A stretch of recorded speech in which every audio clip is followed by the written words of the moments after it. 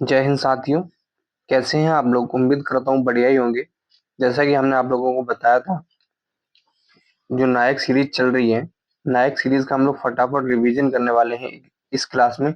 इस क्लास में हम देखेंगे क्लास नंबर 1 और क्लास नंबर 2। इन दो क्लासों का रिवीजन करेंगे इस क्लास में बहुत अच्छे तरीके से। और आप सभी को पता है पॉलिटी की क्लास रहने वाली है। इसमें जो टॉपिक रहेगा वो आपका रहेगा कॉन्स्टिट्यूशन एंड इंडियन पॉलिटी। क्या? Constitution and Indian polity.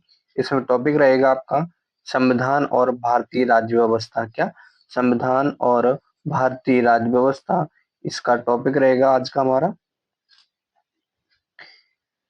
Video शुरू करने से पहले आप लोगों से एक रिक्वेस्ट है, यदि आप हमारे चैनल पर नए हैं तो चैनल को सब्सक्राइब कर लें, साथ ही साथ बेल आइकन को भी दबा लें, जिससे आने वाली नेक्स्ट वीडियो आप लोगों तक पहुंच सके। और आप लोगों को बता दें, अपने प्यारे परिवार इनके क्लासेस में आपको यूपीएसआई की जो दरोगा सीरीज है उसमें हिंदी स्टार्ट हो गई है। आप लोग हिंदी की क्लास में जुड़ना ना भूलिएगा, क्योंकि आपको पता है कि यदि आपको यूपीएसआई में सिलेक्शन लेना है तो यूपीएसआई के लिए जो आपका की सब्जेक्ट है वो क्या है? वो है आपका हिंदी। ये बात कभी मत भूलना कि यदि आपको यूपीएसआई में या यूपी में दरोगा बनना है तो आपको की सब्जेक्ट पे ज्यादा फोकस करना पड़ेगा, और वो है आपका हिंदी। हिंदी के बाद आता है आपका पॉलिटी, जिसको हम इस सीरीज में कवर करने वाले हैं नायक सीरीज के द्वारा। और उसके बाद में आता है आपका मूल विधि।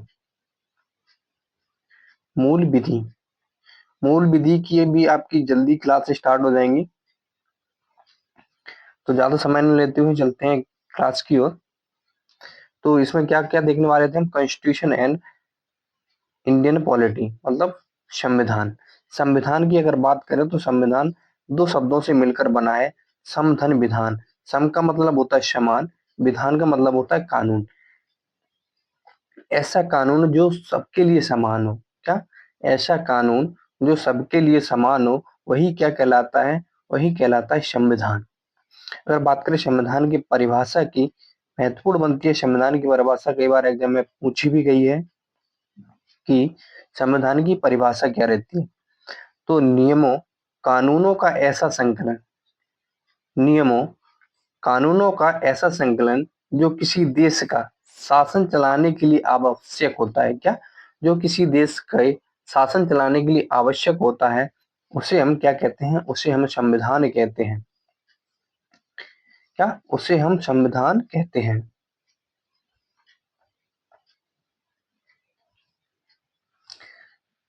इस सीरीज में हम संविधान को बहुत अच्छे से समझेंगे, एक एक पॉइंट, एक एक की पॉइंट, एक एक वर्ड, एक एक अनुच्छेद, एक एक भाग, सारी चीजें इसमें क्लियर करेंगे।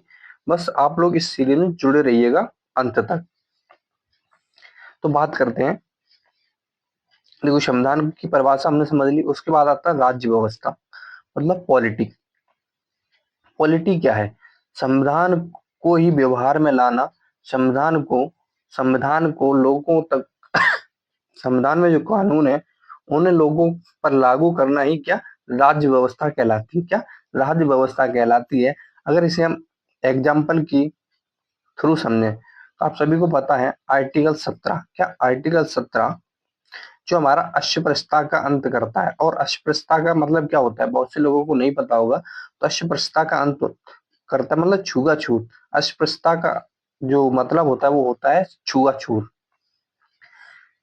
क्या होता है? छुआछूत। एबोलिशन ऑफ अनटचेबिलिटी, मतलब किसका? छुआछूत का अंत करता है। कौन सा? आर्टिकल 17। अब ये तो हमारे संविधान में लिखा गया है, लेकिन इसको लागू कौन करेगा? इसको लागू करेगी अपनी सरकार, एक केंद्र सरकार या फिर राज्य सरकार। तो वो आती है सारी चीजें आती हैं आपकी राज्य व्यवस्था के अंतर्गत।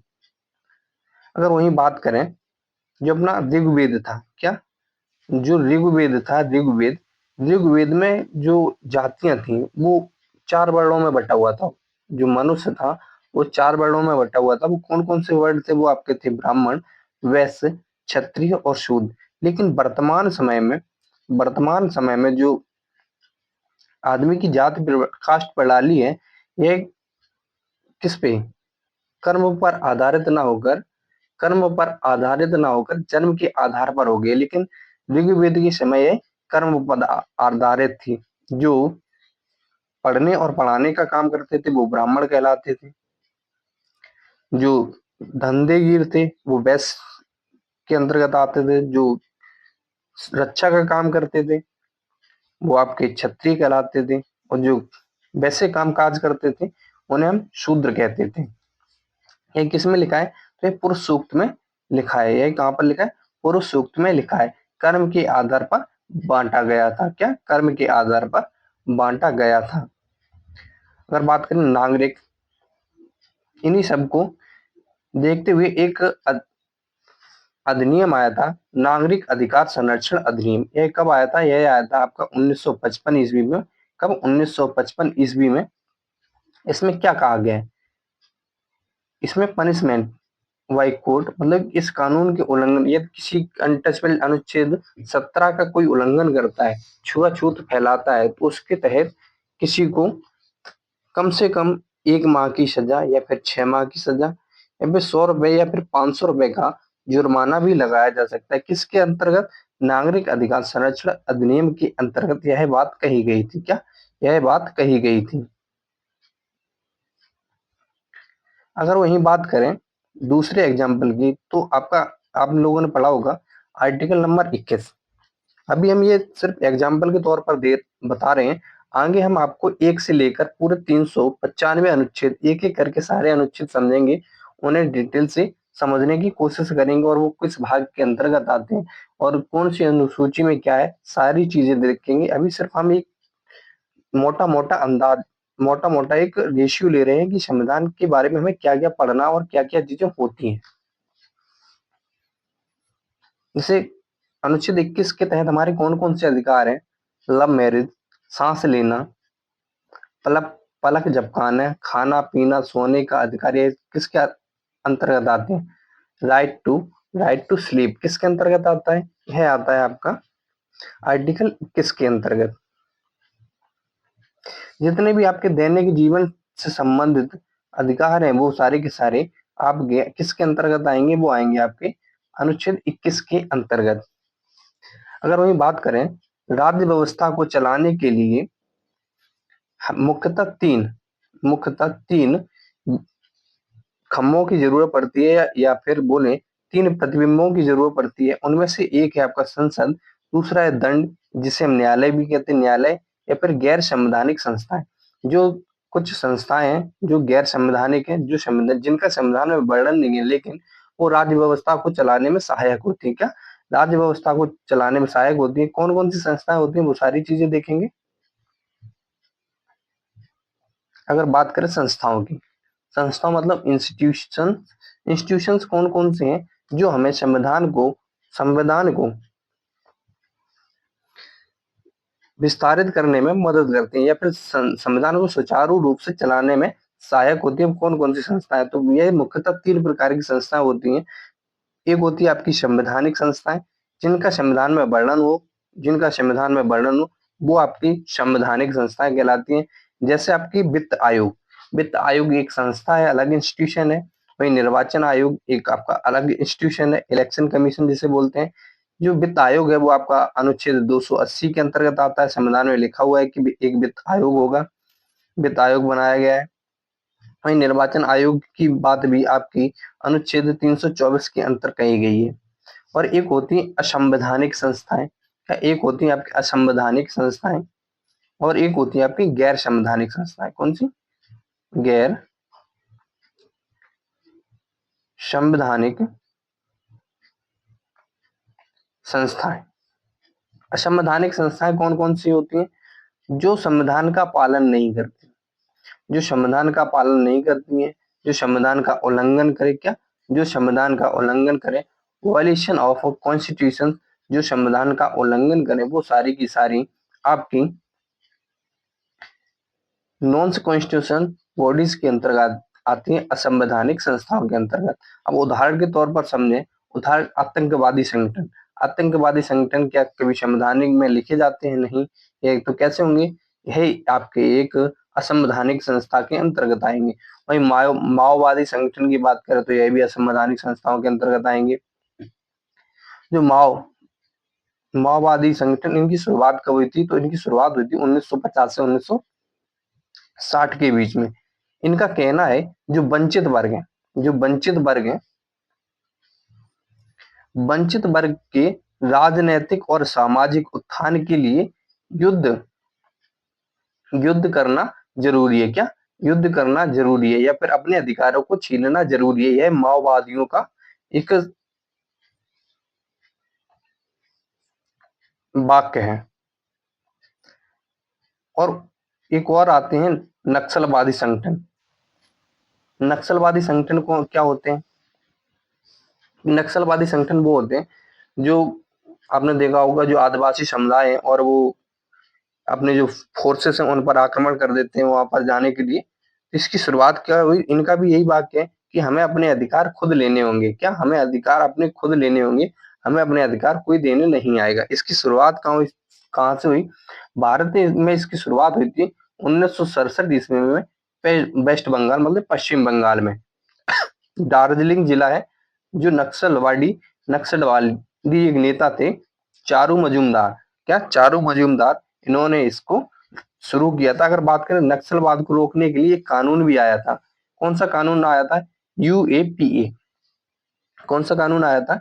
यूएपीए आपका एक कानून आया था नक्सलवाद को रोकने के लिए। कब आया था? 1967 ईस्वी में। कब? 1967 ईस्वी में आया था। इसका काम क्या था? तो इसका काम था गैर कानूनी गतिविधियों की रोकथाम अधिनियम। क्या? गैर कानूनी गतिविधियों को रोकना, ये इस अधिनियम का था। अगर बात करें यूएपीए का फुल फॉर्म क्या होता है, तो अनलॉफुल एक्टिविटीज प्रिवेंशन एक्ट 1967, यह इसका फुल फॉर्म होता है। अगर वही बात करें, एक जो आपकी जो लास्ट संस्थाएं बची हैं वो हैं गैर संवैधानिक संस्थाएं। ऐसी संस्थाएं जो संविधान में लिखी तो नहीं गई, लेकिन संविधान को लागू करने में, संविधान को चलाने में बहुत ही सहायक होती है। क्या? जिनका जिक्र संविधान में नहीं है लेकिन संविधान में लागू कराने में बहुत ही सहायक होती है। अब ऐसी संस्थाओं का गठन कैसे होता है? तो ऐसी संस्थाओं का गठन या तो राष्ट्रपति के द्वारा किया जाता है या फिर पार्लियामेंट के द्वारा किया जाता है। राष्ट्रपति के द्वारा कैसे किया जाता है? राष्ट्रपति के द्वारा मंत्रिमंडल की सलाह पर ऐसी ऐसी संस्थाओं का गठन किया जाता है। वहीं अब बात करें जैसे नीति आयोग।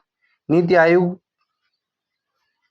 किसने बनाया? तो ये प्रेसिडेंट के द्वारा मंत्रिमंडल की सलाह पर बना। यह एक कार्यकारी संस्था है। क्या? यह एक कार्यकारी संस्था है। आपको बताना है कि नीति आयोग बना कब था? तो यह बना था आपका 2015 में। कब? 2015 में। इसके अध्यक्ष कौन होते हैं? तो इसके अध्यक्ष होते हैं तात्कालिक प्रधानमंत्री। क्या? इसके अध्यक्ष होते हैं तात्कालिक प्रधानमंत्री नीति आयोग के। अगर वही बात करें सांविधिक स्टैट्यूटरी बॉडीज कौन सी होती है? स्टैट्यूटरी बॉडीज होती हैं वो आपकी होती हैं जैसे एनएचआरसी होगा, नेशनल ह्यूमन राइट्स कमीशन, जो आपका 1993 में आया था। राष्ट्रीय मानवाधिकार अधिनियम, जैसे आपका हो गया सीआईसी, केंद्रीय सूचना आयोग। क्या? सीआईसी केंद्रीय सूचना आयोग। एनसीडब्ल्यू राष्ट्रीय महिला आयोग। क्या? राष्ट्रीय महिला आयोग, जो आपका 1919 में आया था। केंद्रीय सूचना आयोग आपका 2005 में आया था। अगर वही बात करें कि संविधान क्या, महत्वपूर्ण प्रश्न बनता है। हम संविधान पढ़ रहे हैं तो हमें पता होना चाहिए। जैसे हमारा नाम है, उस नाम का मतलब क्या है, हमें यह पता होना चाहिए। जैसे हम संविधान पढ़ रहे हैं तो हमें पता होना चाहिए कि संविधान क्या है। संविधान क्या है, इसको समझने के लिए हमें कुछ नियमों का पालन करना होता है। जैसे नियम, संविधान क्या है, हमने आप भी देखा, वह नियम जो सबके लिए समान हो। और ऐसे नियमों का जो संगठन या समूह होता है वो क्या कहलाता है? वो कहलाता है संविधान। क्या? वो कहलाता है आपका संविधान। सबको पालन करना चाहिए। इसके अंतर्गत जो नियम है वो सबको पालन करना चाहिए। जो इसका पालन नहीं करेगा तो उसको पनिशमेंट मिलेगा। क्या? उसको पनिशमेंट मिलेगा। जो पालन करेगा उसको पनिशमेंट नहीं मिलेगा। अगर बात करें संविधान, संविधान आपके दो तरीके के होते हैं, जो राजतंत्र देश होते हैं उनके भी संविधान होते हैं, और जो लोकतांत्रिक देश होते हैं उनके भी अपने संविधान होते हैं।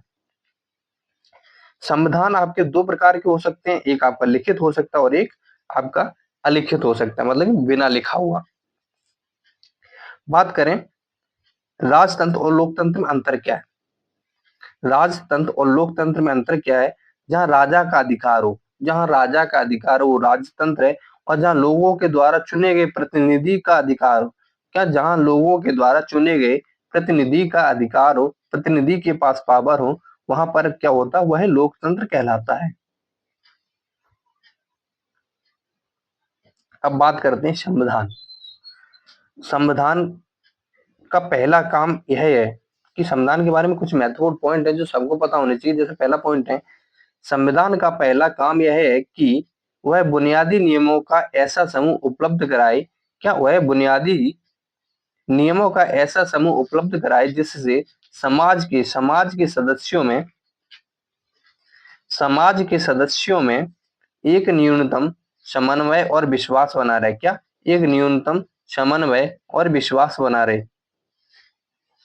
उसी के साथ आपका अगला आता है, संविधान का दूसरा काम यह है कि समाज में निर्णय लेने की शक्ति किसके पास होगी। संविधान यह डिसाइड करे, संविधान यह चुनिंदित करे कि जो निर्णय लेने की शक्ति है वो किसके पास होगी, तथा संविधान यह भी तय करता है कि सरकार कैसे निर्णय लेगी। क्या सरकार कैसे निर्णय लेगी, संविधान को यह भी बताया गया है। जैसे कि आप लोगों ने पढ़ा होगा या सुना होगा कि जो आपकी डीपीएसपी है, ये मूल अधिकार है, तो ये इन सारी चीजों को देखने के बाद ही संसद में या पार्लियामेंट में जो रूल्स बनाए जाते हैं वो वो इन सब को आधार मानते हुए बनाए जाते हैं। वहीं बात करें इसके अगले एग्जाम्पल की, तो इसका एग्जाम्पल है जैसे कुछ जातियां हैं कुछ अन्य जातियां हैं कि जो सेवा करेंगी वो किस प्रकार से करेंगी, वह एक अन्यायपूर्ण होगा। क्या वह अन्यायपूर्ण होगा। जैसे सरकार है, सरकार कुछ जातियों और अन्य जातियों के साथ भेदभाव करे, जैसे कि कुछ लोगों को पेंशन मुहैया कराए और कुछ जातियों को पेंशन मुहैया ना कराए, तो यह क्या है, यह एक अनलॉफुल है, यह एक सामाजिक तौर पर समान व्यवस्थाएं नहीं है। तो यह इस पर रोक लगाई जा सकती है। रोक कौन लगाएगा, तो आपको पता है इस पर रोक सुप्रीम कोर्ट लगाता है। कौन? सुप्रीम कोर्ट लगाता है। अगर बात करें संविधान के तीसरे कार्य की, तो संविधान का तीसरा कार्य यह है कि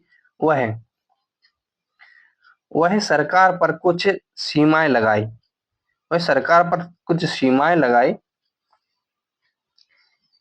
कि उनका उल्लंघन कभी ना करे, कि सरकार उनका उल्लंघन कभी ना करे। संविधान यह भी सरकार पर भी सीमाएं लगाता है कि सरकार, जो राज्य सरकार या केंद्र सरकार है, वो कोई ऐसे नियम ना बनाए जिससे कि लोगों के हितों का आहन हो। क्या लोगों के हितों का आहन हो। जैसे कि मौलिक अधिकार, जीवन जीने का अधिकार, राइट टू लाइफ किसका है? जीवन जीने का अधिकार है। तो इसको सरकार ऐसे नियम नहीं बना सकती जो इन नियमों का उल्लंघन करे। कहीं भी भ्रमण करने का अधिकार, हम अपने देश में कहीं पे भी घूम सकते हैं। सरकार ऐसा नियम नहीं ला सकती कि आप सिर्फ एक ही जगह पर रह सकते हो, दूसरी जगह नहीं जा सकते। ऐसे नियम नहीं बना सकती। यह हमें अपने संविधान अधिकार देता है।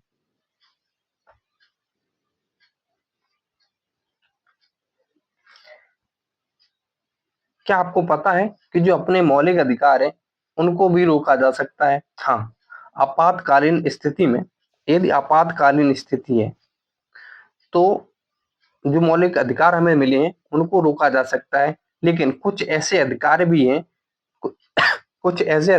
हैं जिन्हें आपातकालीन स्थिति में भी नहीं रोका जा सकता। वो कौन कौन से? वो आर्टिकल 20 और 21। क्या आर्टिकल 20 और 21 के अंतर्गत आने वाले अधिकार आपातकालीन स्थिति में भी बने रहते हैं। आपातकालीन स्थिति किन किन अनुच्छेद के तहत आती है? तो 352 के तहत आती है आपकी नेशनल इमरजेंसी, जिसे हम राष्ट्रीय आपात कहते हैं। और 356 में आती है आपकी स्टेट इमरजेंसी, जिसे राष्ट्रपति शासन कहते हैं। और तीसरी आती है आपकी अनुच्छेद 360 के अंतर्गत, जिसे हम वित्तीय आपात कहते हैं, क्या फाइनेंशियल इमरजेंसी कहते हैं। और यह भारत में अभी तक एक भी बार नहीं लगी है। क्या भारत में अभी तक एक भी बार नहीं लगी। और नेशनल इमरजेंसी की बात करें तो यह अब तक 3 बार लग चुकी है। कितनी? अब तक 3 बार लग चुकी है।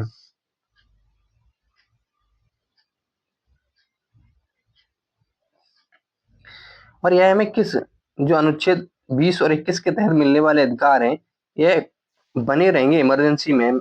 यह किस अनुच्छेद में बताया गया? तो यह जब संविधान संशोधन हुआ था, 44वां संविधान संशोधन 1978 में यह संशोधन हुआ था, तो इसको अनुच्छेद 359 के अंतर्गत रखा गया था। क्या 359 के अंतर्गत रखा गया था। बाद बाकी के 20 और 21 को छोड़कर आपके सारे के सारे मूल अधिकार इमरजेंसी के समय, आपातकालीन स्थिति के समय स्थगित की कर दिए जाते हैं। बात करें संविधान का चौथा कार्य, संविधान का चौथा काम यह है कि सरकार को जनता की आकांक्षा पूरी करने की क्षमता प्रदान करे। क्या क्षमता प्रदान करे? ताकि ताकि न्यायपूर्ण समाज की स्थापना हो सके। क्या? ताकि न्यायपूर्ण समाज की स्थापना हो सके। एग्जाम्पल से समझते हैं।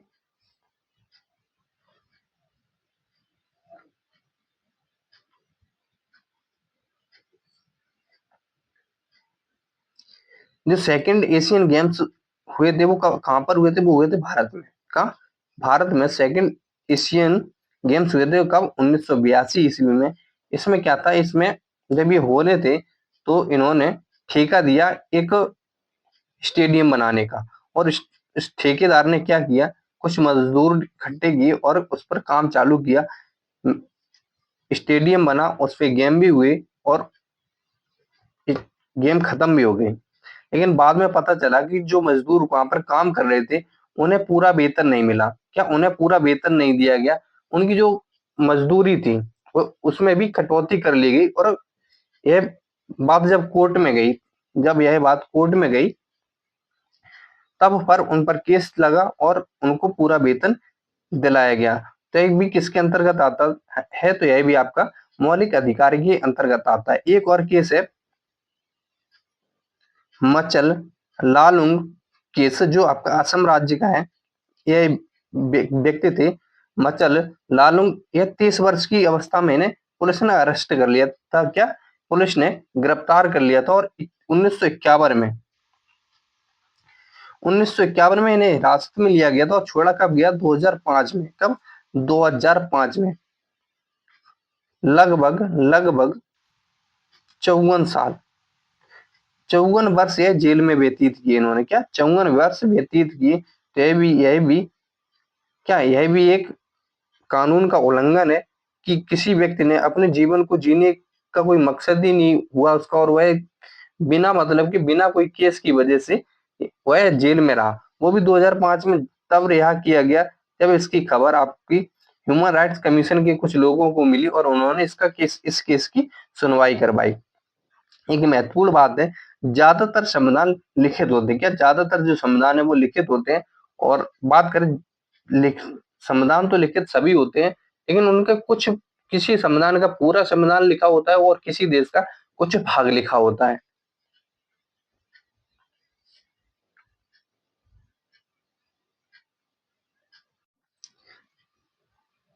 जैसा कि हमने समझा कि संविधान क्या है, अब हम समझते हैं संविधान की विशेषताएं क्या है। क्या संविधान की प्रमुख विशेषताएं क्या है, इसमें देखते हैं संविधान की प्रमुख विशेषताएं। तो संविधान की प्रमुख विशेषता देखने से पहले हमें दो बातें पता होनी चाहिए। वो क्या? संविधान होते कितने प्रकार के हैं। तो संविधान हमने देखा था, संविधान दो प्रकार के होते हैं। कौन कौन से होते हैं? तो आपके लिखित संविधान होता है, क्या लिखित संविधान होता है, और आपका अलिखित संविधान होता है। अब समझते हैं लिखित संविधान और अलिखित संविधान में अंतर क्या होता है। तो बात करें इनकी डिफ्रेंसिएशन की, अंतर की, तो इसमें जो लिखित लिखित संविधान में लिखित अंश ज्यादा होता है, जबकि अलिखित संविधान में अलिखित अंश ज्यादा होता है। अलिखित अंश कम होता है लिखित संविधान में, और वहीं अलिखित संविधान में लिखित अंश कम होता है। ठीक है। अगर बात करें लिखित संविधान की, तो लिखित संविधान निर्मित होता है और वहीं अलिखित संविधान विकास होता है। अलिखित संविधान का विकास होता है, पीढ़ी दर पीढ़ी एक दूसरे को ट्रांसफर किया जाता है। क्या? पीढ़ी दर पीढ़ी एक दूसरे को बताया जा सकता है। लेकिन जो लिखित संविधान होता है, इसका निर्माण किया जाता है, क्योंकि इसे लिखा जाता है, एक एक अक्षर, एक एक शब्द इसमें लिखा जाता है, जोड़ा जाता है। और वहीं बात करें लिखित संविधान को लागू होने की तारीख होती है। जो लिखित संविधान है, इसको किसी ने जब लिखकर कंप्लीट कर लिया जाएगा, फिर इसको लोगों तक पहुंचाने के लिए इसको लागू भी किया जाएगा। क्या? इसको लागू भी किया जाएगा, तो एक निश्चित दिन, निश्चित समय पर इसको लागू किया जाएगा। लेकिन जो आपका अलिखित संविधान होता है, वो सारी चीजें परंपराओं के आधार पर चलती हैं। क्या? परंपराओं के आधार पर चलती हैं। जैसे कि बात करें दीपावली पर जो दिए जलाए जाते हैं, वो कहीं लिखे तो नहीं है कि हमें दीपावली के दिन दिए जलाना चाहिए। लेकिन हम लोगों ने देखा है कि हमारे जो पिताजी हैं वो दीपक जलाते थे, हमारे जो बाबा हैं वो दीपक जलाते थे, और उनके जो और भी होंगे वो भी दीपक जलाते, उनको देख के उन्होंने जलाया, उनको देख के उन्होंने जलाया, अब उन लोगों को देखकर हम लोग जलाते हैं। तो यह सारी चीजें परंपराओं पर आधारित होती हैं। यह सारी चीजें किससे रिलेट करती हैं? तो यह अलिखित संविधान पर से रिलेट करती हैं। अगर वही बात करें लिखित संविधान की, तो लिखित संविधान कुछ प्रकार के हो सकते हैं।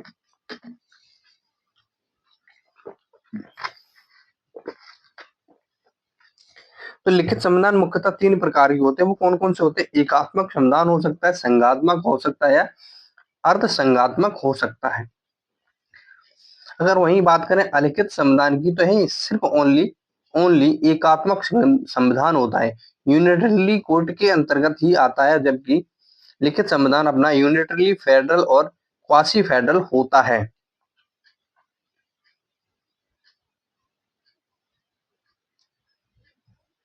अगर वहीं बात करें लिखित संविधान की, तो लिखित संविधान में न्यायपालिका जुडिशरी की पावरफुल होती है, और वहीं अलिखित संविधान में विधायिका या फिर लेजिस्लेचर आपका शक्तिशाली होता है, विधायिका आपकी शक्तिशाली होती है।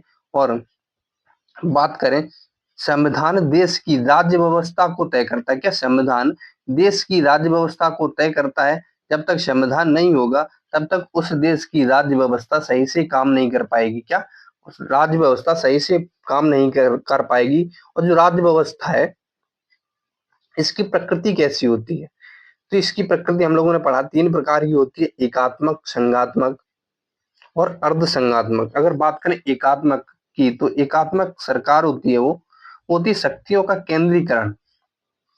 शक्तियों का केंद्रीकरण, सिर्फ एक सरकार सरकार शक्तियों का प्रयोग कर सकती है। क्या? सिर्फ एक सरकार ही शक्तियों का प्रयोग कर सकती है। जैसे ब्रिटेन हो गया, फ्रांस हो गया और जापान हो गया। यहाँ पर कैसी सरकारें हैं? तो यहाँ पर एकात्मक सरकारें हैं। अब एकात्मक सरकारें भारत में क्यों नहीं हो सकती? इसके कुछ महत्वपूर्ण रीजन है। इस वजह से भारत में एकात्मक सरकार का यूज नहीं किया जा सकता या अपनाया नहीं जा सकता। रीजन है कि इसके लिए हमें कम क्षेत्रफल चाहिए। जब कम क्षेत्रफल होगा तो कम जनसंख्या भी होगी। जब कम जनसंख्या होगी, कम लोग होंगे, तो उनसे मिल सकते हैं, उनसे बातचीत कर सकते हैं और उनकी समस्याओं को समझ सकते हैं। क्या? केंद्र जब उन लोगों से मिल सकते हैं, उनकी समस्याओं को सुलझाया जा सकता है आसानी से, तो राज्य और केंद्र के बीच विवाद भी कम होंगे। जहाँ विवाद कम होते हैं, वहाँ निर्णय लेने में तेजी होती है। वहां पर हम कोई भी काम करना है तो हमें कुछ लोगों से मिलना है और उस काम को शुरू कर देना है। लेकिन जब जनसंख्या ज्यादा होती है और लोग ज्यादा होते हैं, क्षेत्रफल बड़ा होता है, सब लोगों से मिल नहीं पाते हैं, तो हम निर्णय लेने में भी देरी हो जाती है। क्या? निर्णय लेने में भी देरी हो जाती है। जहाँ निर्णय लेने में देरी होती है, वहीं खर्चा भी ज्यादा होता है। क्या? वहीं खर्चा भी ज्यादा होता है। जैसे मान के चलो, हमारे कोई काम एक दिन में खत्म हो जाएगा, तो हमें एक दिन का ही पैसा देना पड़ेगा। क्या? एक दिन का ही पैसा देना पड़ेगा। अगर वही काम ज्यादा है, काम करने में 10 दिन लगते हैं, तो हमें कितने दिन का पैसा देना पड़ेगा? तो हमें 10 दिन का पैसा देना पड़ेगा। अगर वही बात करें संघात्मक संविधान या संघात्मक सरकार की, तो क्या है? संघात्मक जो फेडरल कॉन्स्टिट्यूशन है, इसमें क्या है? इसके जो वो होते हैं, ये ज्यादातर लिखित संविधान के अंतर्गत आते हैं। क्या इसमें ज्यादातर लिखित संविधान होते हैं? रीजन कि इनका जो क्षेत्रफल होता है ना वो बड़ा होता है, बड़ा क्षेत्रफल होता है, जनसंख्या ज्यादा होती है, केंद्र राज्य में विवाद ज्यादा होते हैं, जब जनसंख्या ज्यादा है तो विवाद भी ज्यादा होंगे, जहाँ विवाद होते हैं वहां निर्णय लेने में भी देरी होती है, जहाँ निर्णय लेने में देरी होती है वहां खर्चा भी अधिक ही होगा। क्या खर्चा भी, एक्सपेंसिव भी अधिक ही होगा। और यहाँ पर क्षेत्रीय महत्वाकांक्षाएं हैं वो बहुत ज्यादा होती हैं। क्या वो बहुत ज्यादा होती हैं। और जो संघात्मक संविधान है यहाँ पर शक्तियों का विकेंद्रीकरण होता है। क्या सरकार यहाँ पर शक्तियों का बंटवारा कर दिया जाता है। क्या शक्तियों का बंटवारा कर दिया जाता है। जैसे भारत में शक्तियां किन किन के पास है, तो केंद्र सरकार के पास, सेंट्रल के पास है, और स्टेट के पास अपनी अलग शक्तियां। तो आपने देखा होगा संसद, हम जब संविधान पढ़ते हैं तो उसमें सूची अनुसूचियों में जब पढ़ते हैं तो जो केंद्र सरकार के पास कुछ सूचियां हैं, कुछ राज्य सरकार के पास सूचियां हैं, सब्जेक्ट हैं, विषय हैं, और कुछ विषय इन दोनों के पास हैं। तो जो 3 प्रकार की सूचियां दी गई हैं, जैसे आपकी समवर्ती सूची होगी, सेंट्रल सूची होगी, और स्टेट सूची होगी, और एक आती है आपकी समवर्ती सूची। जो समवर्ती सूची होती है उस पर केंद्र सरकार और राज्य सरकार दोनों नियम लागू बना सकते हैं, कानून बना सकते हैं, लेकिन जो केंद्रीय समिति होती है उसमें केवल केंद्र सरकारी और राज्य सूची में केवल राज्य सरकार के द्वारा ही कानून बनाया जा सकता है। वहीं बात करते हैं भारत के संविधान की। भारत का संविधान कैसा है? तो भारत का संविधान अर्धसंघात्मक है। कैसा? अर्धसंघात्मक है, क्वासी फेडरल है। कैसा? क्वासी फेडरल है भारत का संविधान। यह बात किसने कहा था? यह जो अर्ध अर्धसंघात्मक है, भारत का संविधान अर्धसंघात्मक है, यह बात किसने बोली थी? तो यह बोली थी केसी व्हीलर ने। कई बार एग्जाम में पूछा गया है कि भारतीय संविधान को अर्धसंघात्मक संविधान कहने वाले व्यक्ति कौन है, तो वो है केसी व्हीलर। अगर बात करें सरकारी संघवाद, सहकारी संघवाद, ये किसने कहा था भारतीय संविधान को? तो ये कहा था ग्रेनविल ऑस्टिन ने। क्या? ग्रेनविल ऑस्टिन ने। वही केंद्रीकरण के साथ संघ, क्या केंद्रीकरण के साथ संघ, यह बात किसने बोला था? तो बोला था आइवर जेंक्सन ने। आइवर जेनिक्स ने यह वाक्य बोला था किसके लिए? भारतीय संविधान के लिए। अब समझते हैं कुछ महत्वपूर्ण शब्द जो एग्जाम में कई बार पूछे जाते हैं और उनसे खूब प्रश्न बनते हैं। इससे बात करें कि जो संविधान होते हैं, जो देश होते हैं, वो किस प्रकार के होते हैं।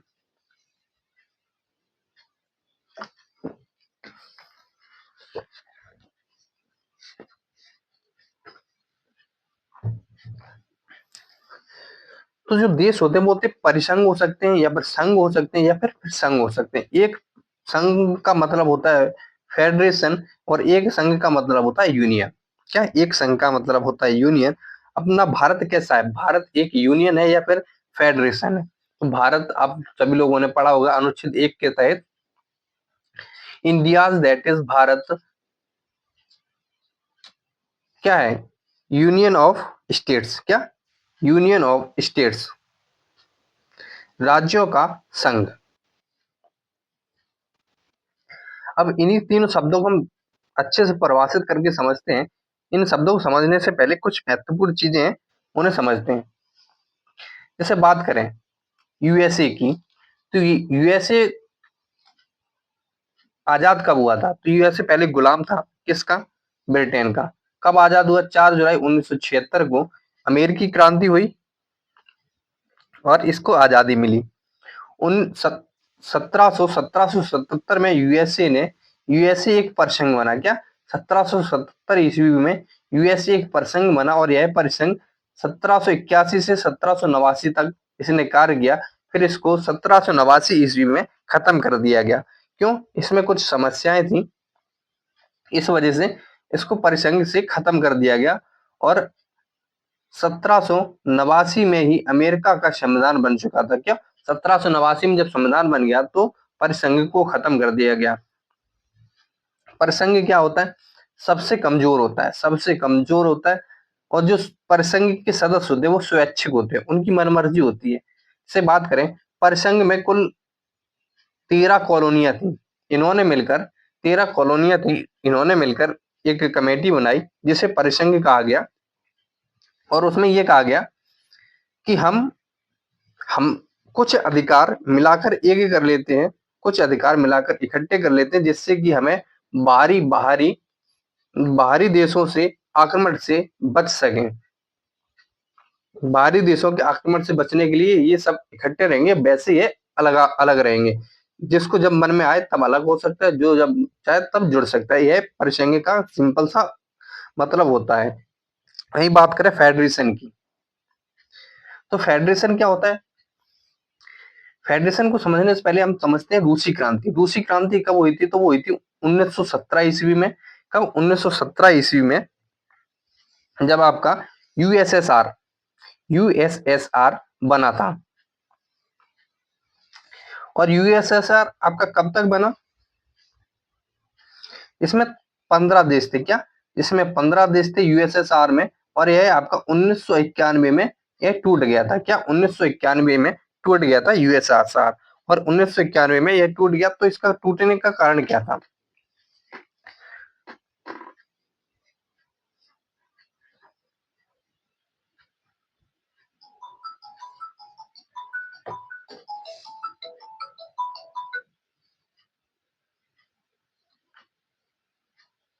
यूएसएसआर टूटने का कारण क्या था?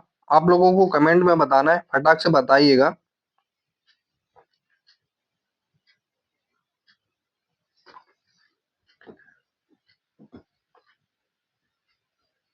देखो, फेडरेशन में जब यूएसएसआर टूट गया तो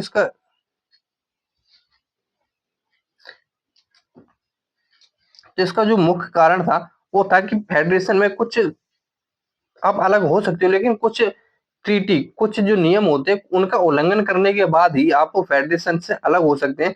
आप उस संघ से, उस ट्रीटी से अलग हो सकते हैं, वरना नहीं हो सकते। जैसे अगर सिंपल सी भाषा में समझे,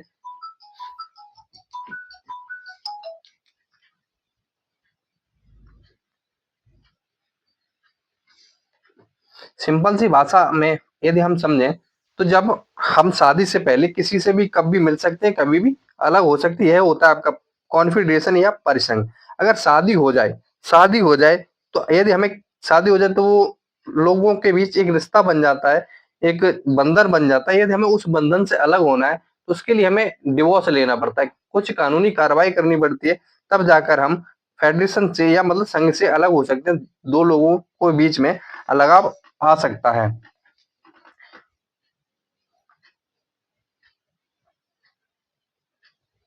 अगर बात करें वहीं यूनियन की, लेकिन यूनियन में ऐसा कुछ भी नहीं है। क्या? यूनियन में ऐसा कुछ भी नहीं है। आप किसी भी कागज कार्रवाई के द्वारा भी आप यूनियन से अलग नहीं हो सकते। क्या? यूनियन से अलग नहीं हो सकते।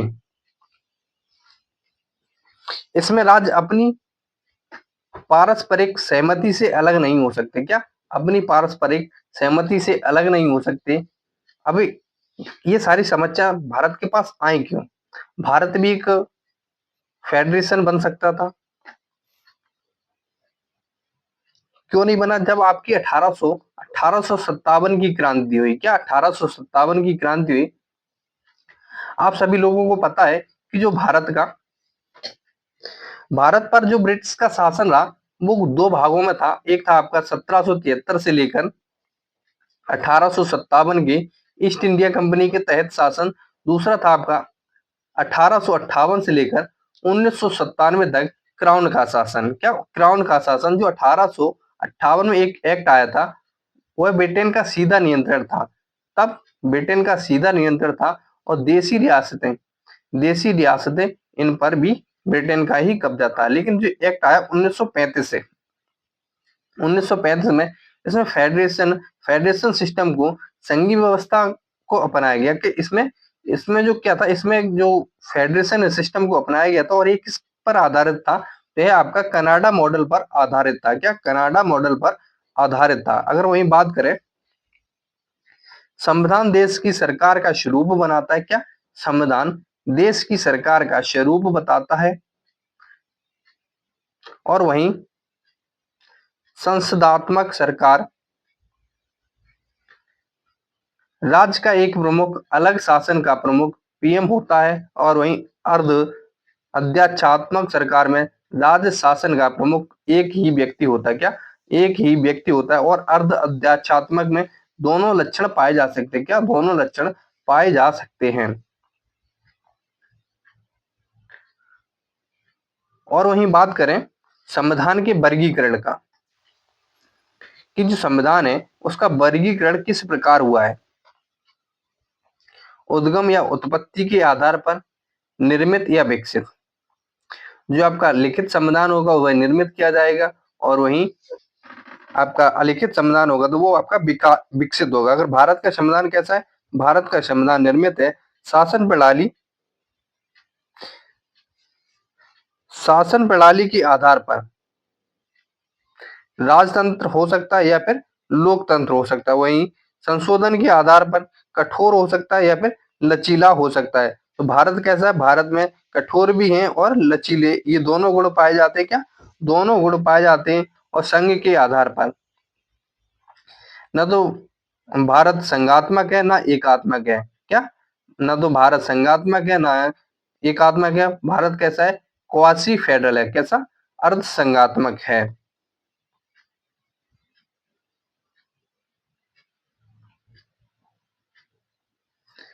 अब बात करते हैं लिखित संविधान की। तो लिखित संविधान, पहला जो लिखित संविधान था, सबसे पुराना लिखित संविधान किसका है? तो वो है रसिया का। किसका? अमेरिका का। कब लिखा गया? 1789 ईस्वी में। कब? 1789 ईस्वी में। फिर फ्रांस, और इसके अन्य उदाहरण है फ्रांस, पाकिस्तान, भारत। अगर बात करें सबसे छोटा संविधान किसका है? सबसे छोटा संविधान है मोनाको का। क्या? मोनाको का, जिसमें केवल 3814 शब्द हैं। क्या? 3814 शब्द हैं। और सबसे बड़ा किसका है? सबसे बड़ा है भारत का। सबसे बड़ा किसका है? भारत का। अगर वहीं बात करें अलिखित संविधान की, तो 1215 में बना था। इसमें 15 जून को मैग्ना कार्टा, क्या 15 जून को कुछ शब्द लिखे गए जिसे हम मैग्ना कार्टा कहते हैं। अगर बात करें कि इसके कुछ उदाहरण, कुछ देश उदाहरण क्या है, जैसे ब्रिटेन हो गया, कनाडा हो गया, न्यूजीलैंड हो गया, सऊदी अरब हो गया और इजराइल हो गया। ये इसके कुछ मुख्य उदाहरण हैं। अगर बात करें अनुच्छेद के आधार पर सबसे छोटा संविधान किस देश का है, तो अनुच्छेद के आधार पर सबसे छोटा संविधान है यूएसए का। इसमें केवल 7 आर्टिकल हैं और 7662 शब्द हैं। और सबसे पुराना लिखित संविधान भी किसका है? वो भी यूएसए का है। अगर बात करें भारतीय संविधान के जनक, भारतीय संविधान के जनक कौन है? तो वो है डॉक्टर बी आर अम्बेडकर। और लिखा किसने है? तो लिखा है प्रेम बिहारी नारायण रायजादा ने। अंग्रेजी में लिखा था। क्या? अंग्रेजी में लिखा था। और अंतिम पेज इन्होंने इसके लिखने की इन्होंने इसके लिखने की कोई फीस नहीं ली थी। और इन्होंने फीस के बदले कहा था कि हम अपने अपने हर एक पेज पर अपने साइन करेंगे। किसने? प्रेम बिहारी नारायण रायजादा ने। और इन्होंने अंतिम पेज पर अपने गुरु के हस्ताक्षर किए थे। वो कि कौन थे? राम प्रसाद सक्सेना। क्या? राम प्रसाद सक्सेना। और यह बात हर व्यक्ति को याद रखनी चाहिए, अपने गुरु को कभी नहीं भूलना चाहिए। क्या? हर एक व्यक्ति को यह बात याद रखनी चाहिए और अपने गुरु को कभी नहीं भूलना चाहिए।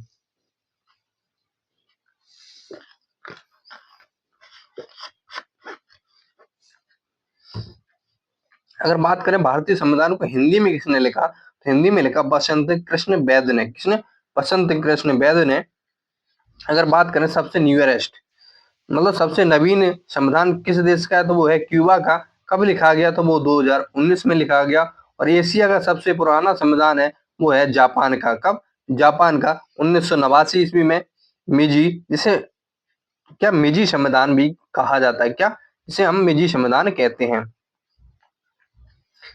अगर बात करें भारतीय संविधान को सहकारी संघवाद किसने कहा था? जो भारतीय भारतीय संघवाद को सहकारी संघवाद किसने कहा था? तो वो कहा था आपका ग्रेनविल ऑस्टिन ने। किसने कहा था? ग्रेनविल ऑस्टिन ने। आपका अगला प्रश्न है निम्नलिखित में से कौन सी एक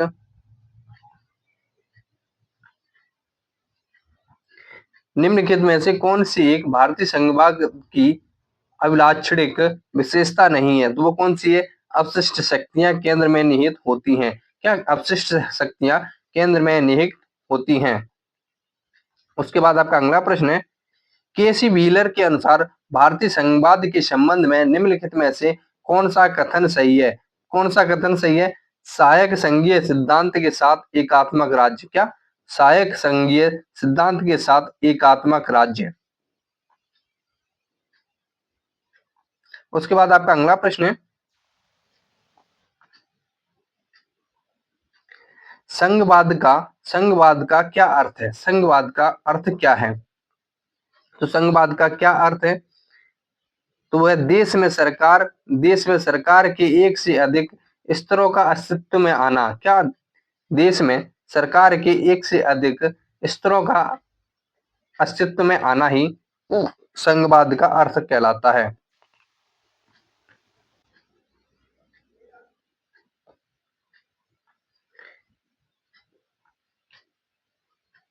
ठीक है, इस क्लास में इतना ही। मिलते हैं आपको अगले क्लास में, तब तक के लिए जय हिंद। वीडियो आप लोगों को कैसी लगी कमेंट करके बताइएगा, और नायक सीरीज का फुल रिवीजन करने के लिए आप लोग हमारे साथ जुड़ सकते हैं। उसके लिए आप लोग हमारे चैनल को सब्सक्राइब कर लीजिएगा, और यूपीएसआई के लिए हिंदी स्पेशल का बैच चालू हो गया है, उसमें भी जुड़ना ना भूलिएगा। बहुत ही महत्वपूर्ण बैच है, उसमें वो सारे प्रश्न कराए जा रहे हैं आपको जो सीधे के सीधे एग्जाम में पूछे गए या पूछे जाएंगे। चलिए मिलते हैं आपको हिंदी की क्लास में, तब तक के लिए जय हिंद।